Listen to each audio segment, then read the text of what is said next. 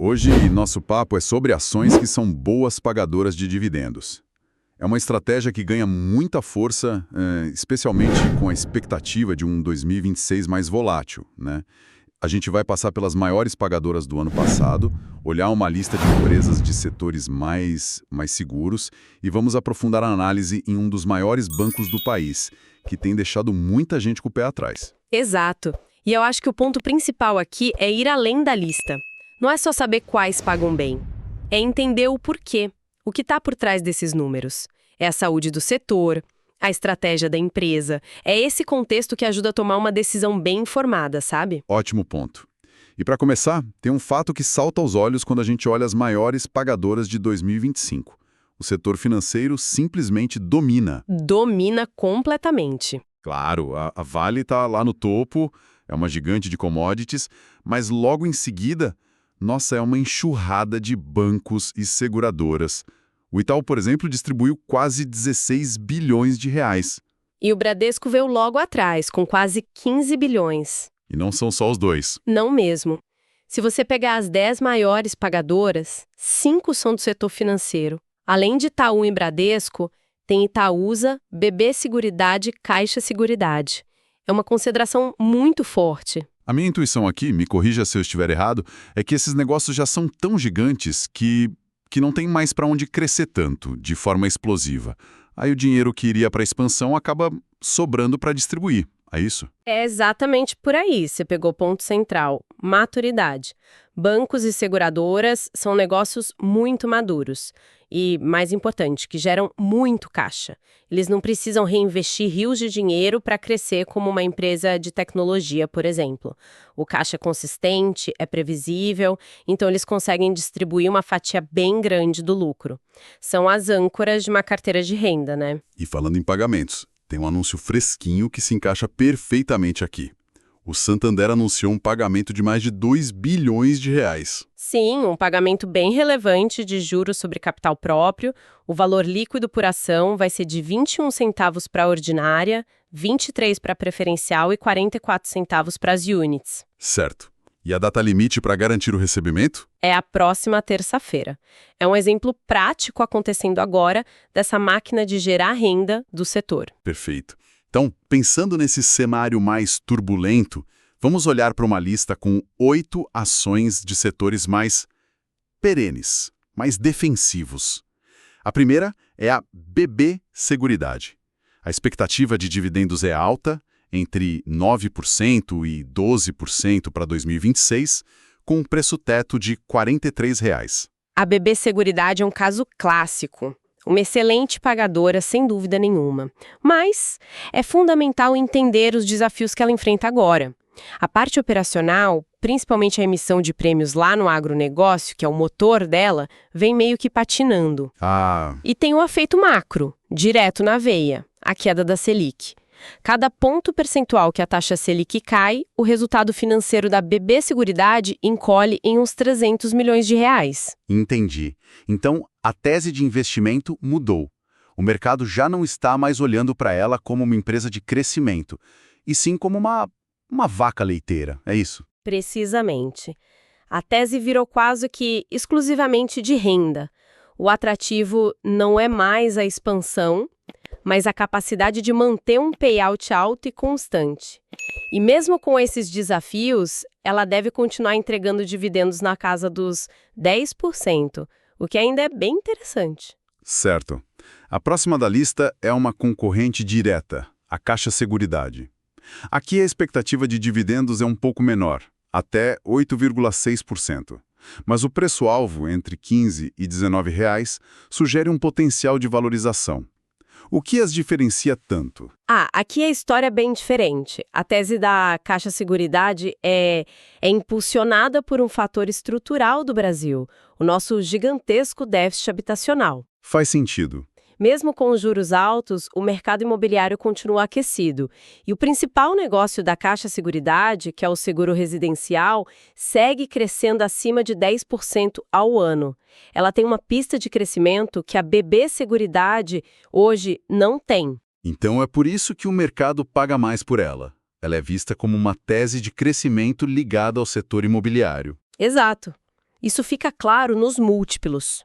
A BB Seguridade negocia perto de 8 vezes o lucro. A Caixa Seguridade já está em 11. E não é só isso. Se a gente olhar o retorno sobre o patrimônio líquido, o ROI, a história se confirma. A Caixa entrega um ROI consistentemente maior. Ela gera mais valor com capital.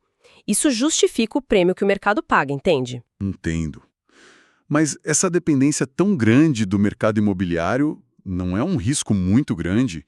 Se o ciclo virar para valer, a tese não vai para água abaixo? É um risco, sem dúvida. Uma freada forte no crédito imobiliário bateria direto nos resultados. Por isso que, para quem investe, talvez a estratégia não seja escolher uma ou outra. E sim combinar as duas. Exatamente. Elas são complementares. Uma te dá um dividendo maior, mais estabilidade. A outra te dá crescimento. Uma pode compensar a outra em diferentes momentos da economia. Boa. A lista continua com a Eletrobras com dividendo esperado entre 9% e 10%, uma empresa que passou por uma transformação gigante, né? A Eletrobras é uma história de reestruturação. Pós-privatização, a empresa está num processo forte de busca por eficiência, de corte de custos. Ela mudou a política de dividendos, ficou mais previsível. A perspectiva hoje é, incomparavelmente melhor do que 10 anos atrás. O desafio agora é entregar o que foi prometido. Outro nome na lista, Banco BMG, dividendos esperados de 8,5%, preço-teto de R$ 5,50. Mas BMG é um banco que sempre vem com um porém, né? Sempre tem o porém. O BMG é um caso claro de risco-retorno. Os poréns são conhecidos, questões de governança no passado, a concentração no crédito consignado.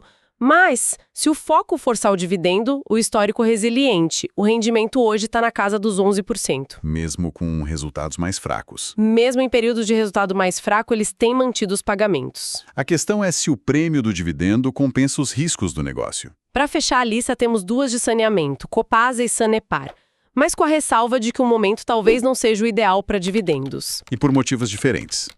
A Sanepar valorizou demais nos últimos anos, o retorno veio muito pelo ganho de capital. E quando a ação sobe muito, o percentual do dividendo cai, matematicamente sim, o dividend yield diminui.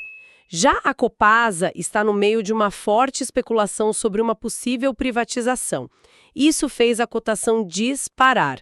O mercado está pagando pelo potencial do evento da privatização, não pelo fluxo de dividendos de agora. Certo. Agora, vamos aprofundar a análise no Banco do Brasil. A ação vem de quedas fortes, o que naturalmente preocupa qualquer pessoa que investe. Mas, antes de qualquer pânico, é bom dar uma olhada no retrovisor. O retorno histórico do banco é de quase 9.000%. R$ 1.000 viraram quase 90 mil. Esse contexto de longo prazo é fundamental. A queda atual, de uns 30%, dói no bolso, claro, mas não é algo inédito na história do banco. Longe disso. Em 2020, na pandemia, a ação caiu 46%. Em 2019, 52%. E na crise de 2015 e 2016, a queda bateu 56%. Eu lembro do pessimismo daquela época. Total. Muitos decretaram o fim do banco. E a história mostrou que depois de cada uma dessas quedas, o banco não só se recuperou, como atingiu novas máximas. Mas a pergunta é, os motivos das quedas são os mesmos? A crise de 2015 foi muito política, a pandemia foi um choque global. O cenário de agora é comparável? Essa é a pergunta-chave. A queda de agora parece ser uma combinação de fatores. Uma piora na qualidade do crédito, principalmente no agro, que é o forte do banco, junto com um cenário macro mais difícil e, as incertezas políticas que sempre rondam as estatais, né? Não é um choque agudo como a pandemia, é uma deterioração mais lenta. Por isso, a recuperação tende a ser mais gradual. Não vai ser uma recuperação em V, então? Dificilmente. No setor bancário, isso é raro. É um processo que leva trimestres, como a gente viu com o Santander e Bradesco nos ciclos de baixa deles. Um relatório recente do BTG parece confirmar essa visão, né?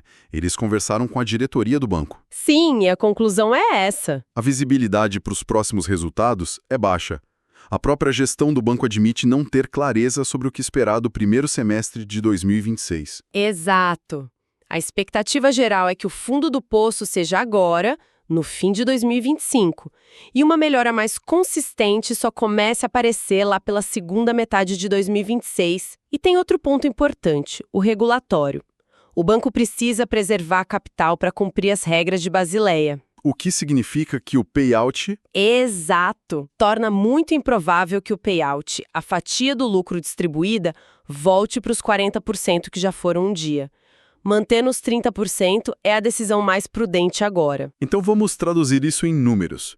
Com um lucro estimado de 19 bilhões de reais e um payout de 30%, qual seria o dividendo por ação? A conta é direta. Um payout de 30% sobre 19 bilhões de lucro dá 5,7 bilhões de reais para distribuir. E o banco tem? Cerca de 5,7 bilhões de ações. Então, chegamos a um dividendo de mais ou menos R$ 1 por ação no ano. O que, com a cotação atual, representa um rendimento entre 5% e 6%, certo? Isso, um dividend yield entre 5% e 6%. Não é espetacular para o histórico do banco, mas é um piso razoável enquanto a operação se recupera. E o relatório do BTG até traz uma nuance. A comparação do quarto trimestre de 2025 com o de 2024 ainda vai ser fraca, mas a comparação com o terceiro trimestre de 2025 já deve mostrar uma pequena melhora. Pode ser o primeiro sinal de luz no fim do túnel. Pode ser o primeiro sinal de que o pior ficou para trás. Perfeito. Essa análise do Banco do Brasil mostra o desafio de um gigante, focado em otimizar a operação aqui dentro. Mas enquanto isso, tem outro jogo acontecendo no setor, o jogo da expansão internacional. E isso nos leva a uma alternativa, o Banco Inter. Sem dúvida, o Inter muitas vezes passa fora do radar, né? Ofuscado pelos gigantes. Mas o movimento estratégico que eles fizeram recentemente é muito, muito relevante. A obtenção da licença para operar como um banco pleno nos Estados Unidos, nossa, isso muda o jogo para a operação internacional deles. O que essa licença muda na prática? Muda tudo. Antes, eles dependiam de um banco parceiro. Isso limitava produtos, comia as margens. Agora não. Agora eles podem usar o próprio capital e os depósitos dos clientes americanos para conceder crédito lá. Eles se tornam um banco de verdade por lá. Um banco de verdade no maior mercado do mundo. Eles podem criar uma operação completa com um potencial de rentabilidade muito maior. É um passo gigantesco. E o histórico do banco justifica essa aposta toda. O histórico é de crescimento muito acelerado. A receita do Inter cresce de forma consistente desde 2017. E a partir de 2022, a operação virou a chave e começou a dar lucro. A expansão nos Estados Unidos é um novo motor de crescimento que pode ser muito poderoso. É uma tese completamente diferente da do Banco do Brasil, né? Uma é de recuperação, a outra é de desbravamento. Excelente. Então, resumindo o nosso papo, a gente viu a força do setor financeiro nos dividendos, exploramos opções em setores mais seguros, com perfis bem diferentes, e, principalmente, aprofundamos a análise do Banco do Brasil, mostrando como a visão de longo prazo é importante para não se desesperar com quedas que são historicamente parte do ciclo. Exato. E isso nos deixa com uma reflexão final, eu acho.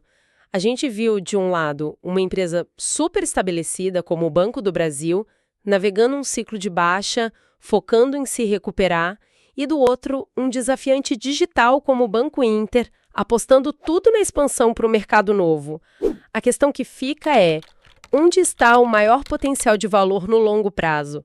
Está na otimização de uma operação doméstica gigante, que já provou que aguenta o tranco? Ou está na aposta de crescimento em mercados internacionais, que são enormes, mas também cheios de incertezas? Onde alocar o capital? A discussão de hoje é exatamente sobre essa escolha estratégica para uma carteira de dividendos. De um lado, a segurança, a previsibilidade do setor de seguros. Do outro, o potencial de recuperação dos grandes bancos. Eu defendo que, num cenário de incertezas, a prudência com as seguradoras é o caminho mais inteligente. E eu vou defender que a verdadeira oportunidade está justamente no pessimismo em torno dos bancos. Ignorar o potencial de ativos de qualidade que estão, sim, temporariamente descontados é um erro que o investidor de longo prazo não pode cometer. Meu ponto é simples. Num ano imprevisível, a prioridade é proteger o capital e garantir um fluxo de caixa constante. É exatamente isso que as seguradoras oferecem. A BB Seguridade, por exemplo, mesmo sem uma tese de crescimento forte, é uma máquina de pagamentos. Estamos falando de um dividendo esperado entre 9% e 12%. Já a Caixa Seguridade é a combinação ideal, sabe? Um dividendo robusto que pode chegar a 8,6%, somado a um crescimento consistente e impulsionado pelo déficit imobiliário do país. Juntas, elas são um porto seguro. Olha, eu entendo a busca por segurança, mas ela não pode levar à paralisia. A volatilidade que assusta alguns é, para mim, sinônimo de oportunidade. O Banco do Brasil caiu 30%. O próximo resultado deve vir fraco. O mercado está pessimista. Perfeito. É o cenário ideal para comprar um ativo de altíssima qualidade com desconto. A história nos mostra que o banco já se recuperou de quedas muito maiores, de mais de 50%, e quem teve paciência foi recompensado com retornos extraordinários. Travar um dividendo de 5% a 6% agora significa garantir um potencial de valorização e de dividendos futuros muito maior. Mas essa paciência tem um custo, né? Que é a incerteza. A própria diretoria do Banco do Brasil já sinalizou um primeiro semestre com baixa visibilidade de recuperação lenta. Por que o investidor deveria assumir esse risco quando tem em mãos a clareza da Caixa Seguridade, que cresce seu negócio principal acima de 10% com base em contratos de longo prazo? Sinceramente, me parece uma aposta, não um investimento em renda. Então, a minha leitura é outra. O mercado já colocou toda essa incerteza no preço. O risco percebido é o que cria o desconto, sabe? Eu me lembro da crise de 2015. O discurso sobre o Banco do Brasil era exatamente o mesmo de hoje. E quem comprou naquela época viu um retorno espetacular. A história não se repete, mas ela rima. Vender no fundo do poço com medo do cenário é a receita para perder a grande virada que historicamente acontece. Ok, mas vamos falar da qualidade desse dividendo. A consistência da BB Seguridade com um preço teto de R$ 43,00 é inegável. É um pagamento sólido, mas essa consistência não corre o risco de engasgar com a queda da taxa Selic, que impacta diretamente o resultado financeiro dela? Essa é uma preocupação válida, mas veja por outro ângulo. O dividendo atual do Banco do Brasil é um piso. Com a normalização da economia e o retorno a um payout de 40%, o retorno para quem entrou agora será muito superior ao das seguradoras. E não é um caso isolado. O Banco BMG, mesmo com resultados negativos no passado, sempre manteve um bom payout, mostrando compromisso. O dividendo de 8,5% esperado lá não é trivial. Isso é resiliência. Eu discordo dessa premissa. O mercado não é bobo, né? A Caixa Seguridade negocia a 11 vezes o lucro por um motivo. O modelo de negócio é superior, a previsibilidade é maior e a taxa de crescimento é real. Paga-se um prêmio pela qualidade. Com a BB Seguridade, o investidor sabe que não haverá grande crescimento, mas o cheque vai cair na conta. É uma questão de clareza versus esperança. Mas essa clareza pode ser o sinônimo de estagnação. O grande ganho no Banco do Brasil não está só na normalização dos dividendos, está na reavaliação do ativo, na expressiva valorização do capital. O retorno total, dividendos mais ganho de capital, tem potencial para ser, assim, massivamente superior. Abrir mão disso em nome de uma segurança que pode não se provar tão robusta é deixar o melhor da festa para os outros. Resumindo minha posição, então. Em 2026, a prudência manda investir em teses defensivas e com renda comprovada. As seguradoras oferecem essa blindagem contra a volatilidade, gerando caixa de forma consistente e previsível. É a escolha para quem quer dormir tranquilo. Já eu sustento que os maiores retornos nascem justamente do desconforto e da volatilidade. O pessimismo em torno de uma instituição como o Banco do Brasil cria o ponto de entrada ideal para quem pensa no longo prazo. O debate, no fundo, é sobre como cada um define o risco. É a volatilidade de curto prazo ou a estagnação de longo prazo? Exatamente. São duas filosofias de investimento distintas, ambas com seus méritos. A escolha entre elas depende do perfil e do horizonte de cada investidor, e os dados de cada empresa ainda guardam muita complexidade para ser explorada. Esse estudo não constitui nenhum serviço de análise ou recomendação. Este é um mercado de renda variável, bolsa de valores, onde o risco é inerente, toda e qualquer decisão é de cada investidor. Um abraço e até a próxima!